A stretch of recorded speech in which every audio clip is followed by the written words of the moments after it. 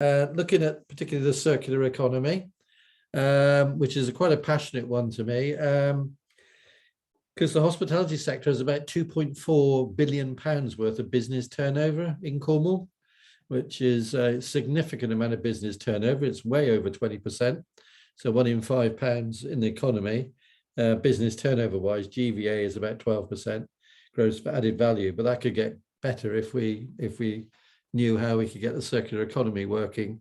And it's one of the, I said about a strategy I presented to some elected members yesterday in the elect board. One of the whole areas is about the visitor economy and circular economy. And without being rude, we love our visitors. We do really love them, says he, but we like them to go back with an empty wallet and a smile on their face.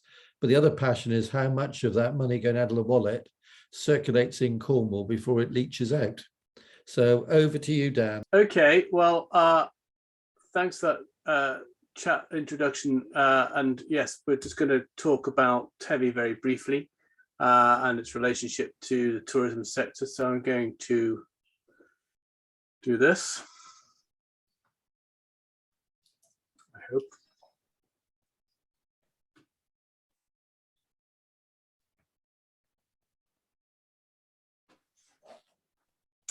Everyone see that okay?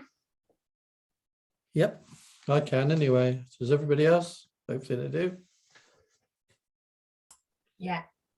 Yeah. It's not showing them presentation, Dan. It's kind of showing on PowerPoint. Oh, yeah, that's it. Yeah. Is that okay? Okay. There you go. Yes. So Tevi, for those that don't know, is a European Union funded project run from the University of Exeter in partnership with the Wildlife Trust and the Council and the Cornwall Development Company for the next week or so at least, before they get absorbed into the council. The whole point very briefly about Tevi is that we help companies do two things. We help them contribute to the circular economy, which means in effect designing out waste in all forms from business models. And we help them contribute to the environmental growth of the county, which in a nutshell, no pun intended, means more nature, better connected nature, better protected nature, better valued nature, and basically a reversal of the ecological catastrophe that we are sadly in amongst. And we believe, and it's not been difficult to sell to companies, we believe that those two things are intertwined, and that as you design out waste and you become more efficient, you help your business at the bottom line, but you also it relies upon the environmental quality of the county, as all companies, and particularly of course in the tourism sector, relies upon our beautiful environment, and if we lost that, we wouldn't have a tourism sector. So that's the thinking. And over the years, we've helped about 400 or so companies in different ways examine these topics. I was going to look at a couple of things and sort of flag them for those SMEs that are on the call and that might possibly see this later, who might be interested. And one of them is the circular assessment tool, which is a free tool that we have, and you can find the link for this through our website, which allows any company to go through some fairly detailed analysis against each of those 7 parameters of a circular economy. What you're seeing there is the sort of summary data for all those companies in Cornwall that have completed that assessment tool. And what you can perhaps surmise from that is that certainly the businesses that are engaged in around this in Cornwall are not doing too badly on preserving what's already made and using their materials over and over again, doing pretty well on rethinking the business model. Doing quite poorly on incorporating digital technology as a way of reducing waste. designing things for the future, also lagging behind, for example. So it gives you a sort of broad picture of how we're doing against circular economic principles. For each company, it gives you the same sort of pie chart. So it allows you to sort of examine how you're doing against those key partners. So you get a sort of diagram, which is a very simple sort of dashboard tool that you can use to think about how and where you might make gains. As well as circular economy, as I said, we're all about environmental growth, and the environmental growth strategy in Cornwall, which runs to 2060, and which relies upon these 4 interwoven principles of valuing Cornwall's environment, which leads to experiencing it more, which leads to greater understanding of it, which leads ultimately to seeing more of it and seeing the environment improved. And it's a virtuous circle. And that's the kind of principle of the growth strategy. And we help companies engage with that thinking and the research behind that, and think through how they can actually make some improvements. And we do that in various different ways: advice and guidelines and surveys, and also our grant program, which has been very impactful. Here's a few examples of grants and interventions that we've made. This one is at Nancarrow at the old mill, where they realized that what they wanted and needed more than anything were some hot composters, which would allow them to almost entirely circularize their food waste, including bones. So they've become almost entirely circular down at Nancarrow. There's a couple of other quick examples that show perhaps the breadth of what we mean by environmental growth. We help Beach Guardian, a charity, work with accommodation providers, particularly around North Cornwall, on plastics, on ocean plastics, and work with Airbnbs and a couple of hotels to look at providing kits to help visitors go and make a sort of family day of collecting some plastic waste off the beach, but to make it non-judgmental, I suppose, or to make it fun as well. It's quite tricky. You don't want to over-advertise the fact that there's plastic pollution on our beaches, but that we also don't want to avoid that fact. We also want to talk loudly about it. So when it comes to selling Cornwall to visitors, there's a subtle line to hit, and I think they did really well with the actual products that they produced, the litter pickers and the bags and the information around them, which kind of encourage people to engage with that issue, and hopefully not leave too much litter either. Another one at a major visitor attraction, the PK Trust run the Porthcurno Telegraph Museum, and we helped them put in some quite substantial wildflower plantings around their property in Porthcurno, which won a tourism award, actually, a national tourism award. So that in itself is a simple and effective way of improving biodiversity for a tourism-related business. I also wanted to talk briefly about another initiative that Tevi was involved in. We in summer last year at the University of Exeter, we had a piece of work that was led by Jane Wills, who's the director of the Environment and Sustainability Institute, and Vicky, I think, who is on this call, Victoria, did a lot of the work as well on this.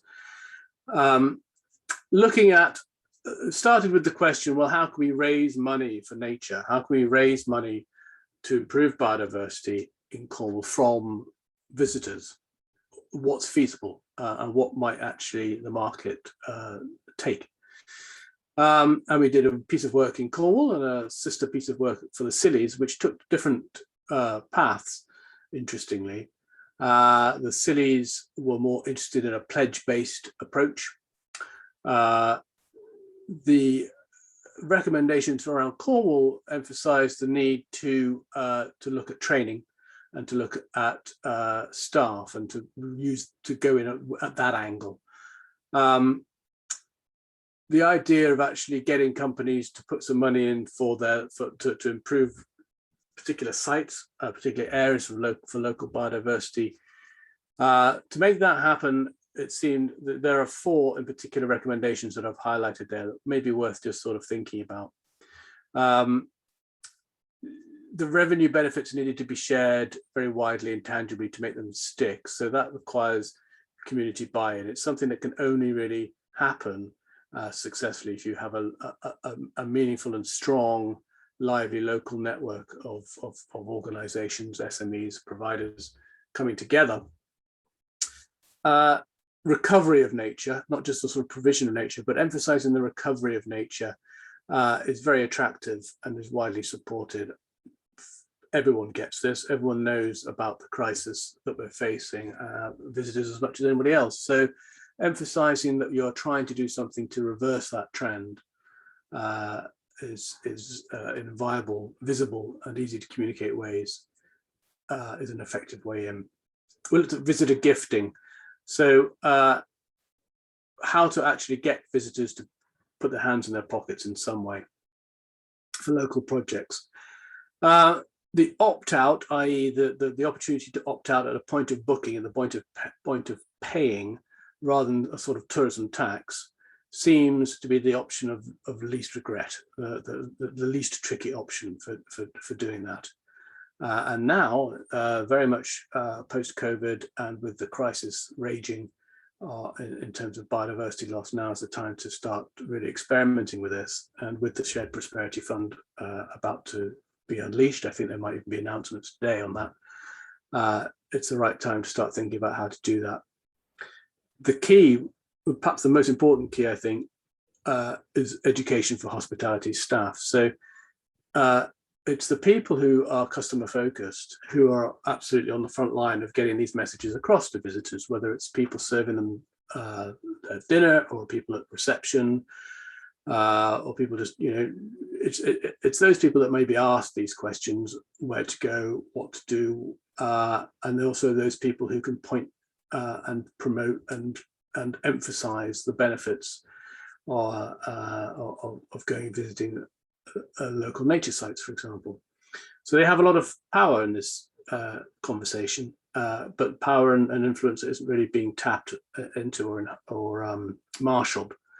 So training course design and deliveries is a really important next step to it'll have to go in hand with our nature focused organizations and charities to make that difference. That's a graphic that emphasizes those 2 approaches that I just mentioned. There's the silly pledge and there's the emphasis in Cornwall from that report around technology and localism. So that report was from last summer, obviously COVID still raging, but it's still very germane. I wouldn't want to revisit the same work, and I wouldn't want the recommendations of that report to just sort of wither on the vine. We really want to find ways of keeping that work going. Another piece of work just to mention is something that we've just launching right now in partnership with our delivery partner, Cornwall Wildlife Trust, and with some money and some involvement from St Austell Brewery. And this is about helping pubs in particular who have gardens and buildings and often a little bit of land around them to use that pub estate across the county to look at, well, what can we do for nature? So there's a guidebook, a really excellent guidebook, quite substantial one. This is just a picture off the front page.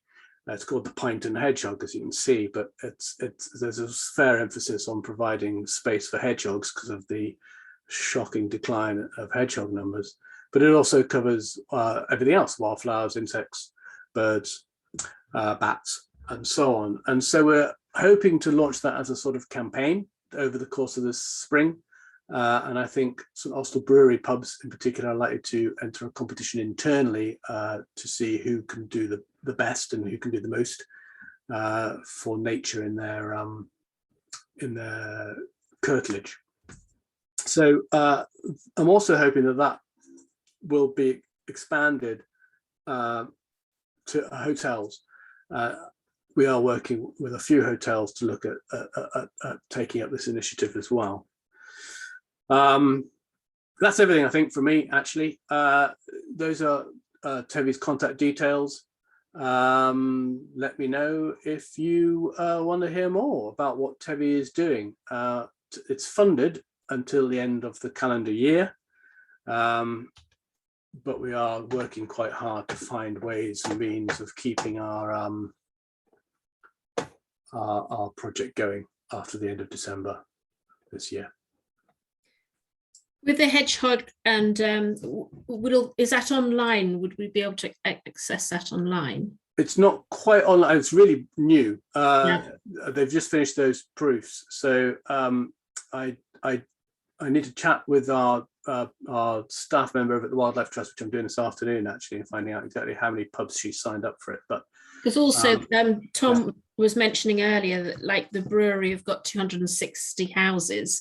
So it's not just the pubs, it could actually be the staff quarters properties as well.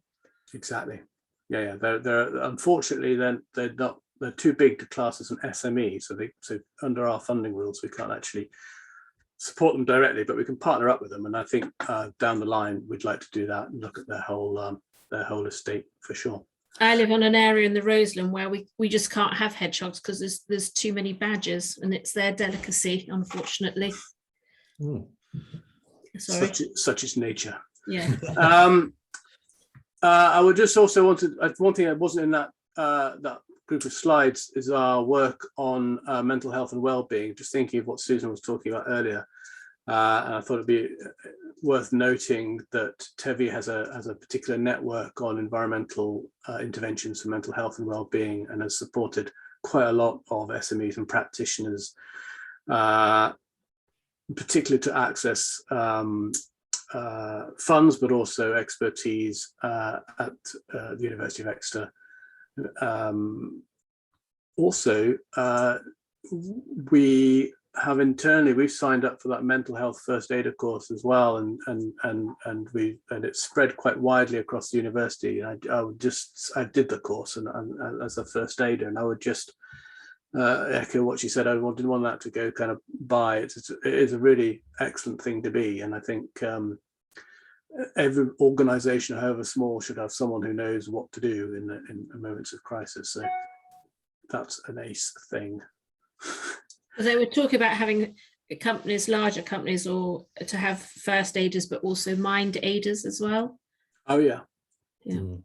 Sounds good. I think the other thing, Dan, is there's two things that presented to the council going to the LEP, again similar to the Skills Hub, and that is that we do need the advisory service for businesses on how they can be more environmental, wildlife, nature. Again, I think we're at the tipping point of people's interest and desire, but action is where they need the help. Yeah. It's the old in marketing. They always say, I was like the old. There's lots of marketing things. I was like the old AIDA, awareness, interest, desire, action. I think everybody is aware now. I think the interest is growing. There's plenty with a desire, but they're not sure what the action should be. Yeah. And they're worried about doing the wrong action, if you get me. And it sort of stalls them in their, stalls them either in reducing what they will do or stops them acting straight away. This is true right across the whole environmental scene, really. It's true for net zero, and it's true for circular economy approaches. People want to, but they don't know how to. And that is exactly why Tevi needs to exist. In order to sort of get that. It's a very solution-based project, and that's what we actually need now is less awareness raising and more practical tools. It's almost like taking, I think we've all gone to the top of the mountain.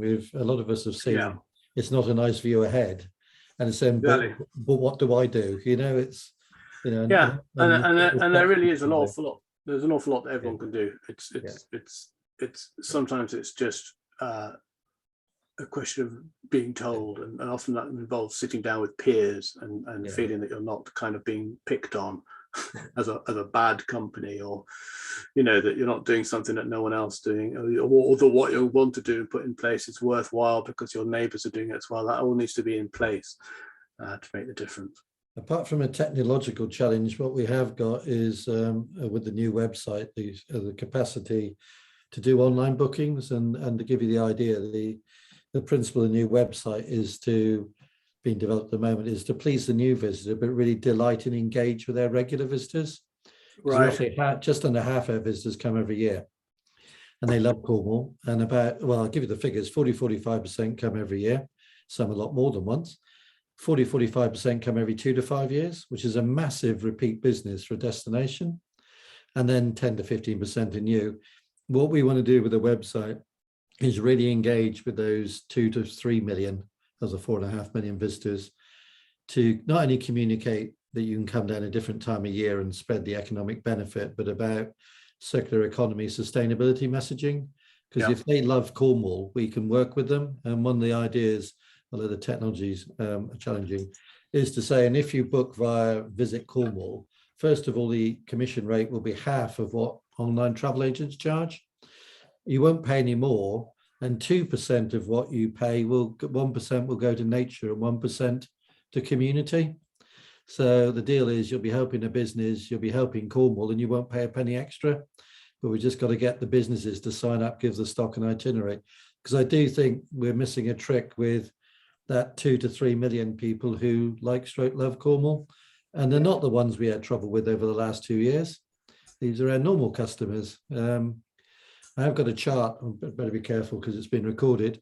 I got this list of visitors in the minds of all of us. And it starts with having friends that come every year.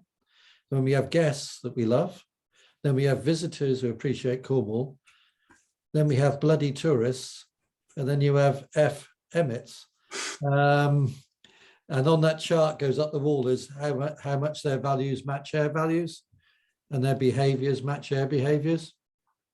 So our challenge really is, marketing terms, is to attract those that want to respect and help Cornwall and appreciate it, and not those that want to use it. And I think going forward, that's a massive market. We don't have to put up with others anyway. But and that's what's happened the last couple of years. Basically, nobody wants to be somebody's second choice.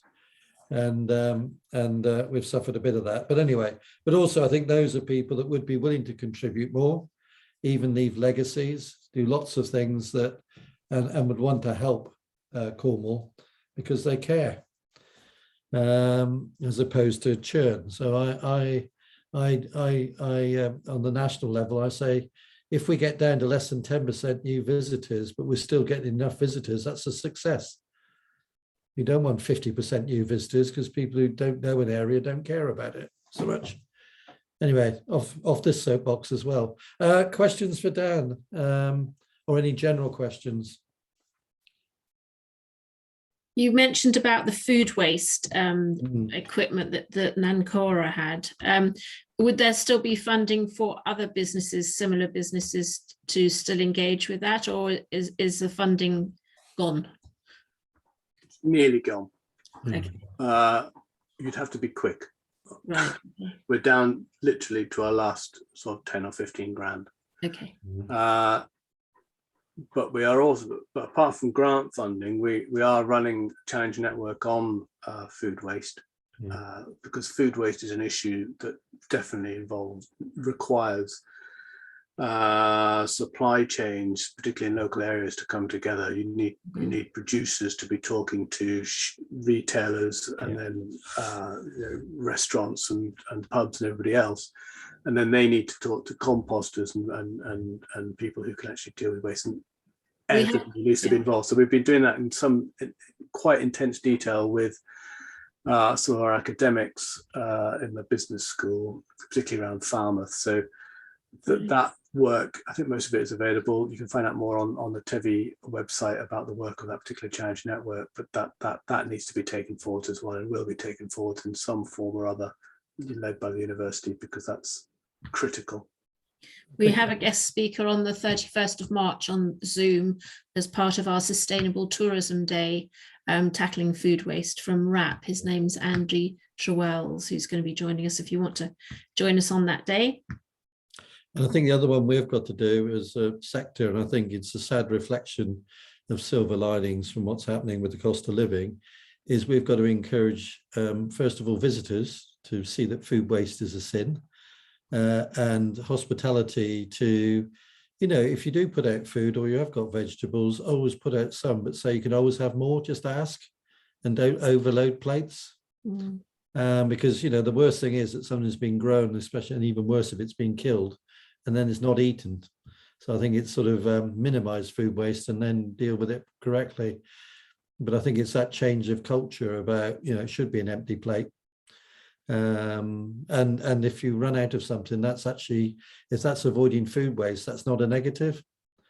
But we've got to change a culture that's grown up over the last 20, 30 years of just not eating, ordering too much and not eating enough of it, as well as dealing with it.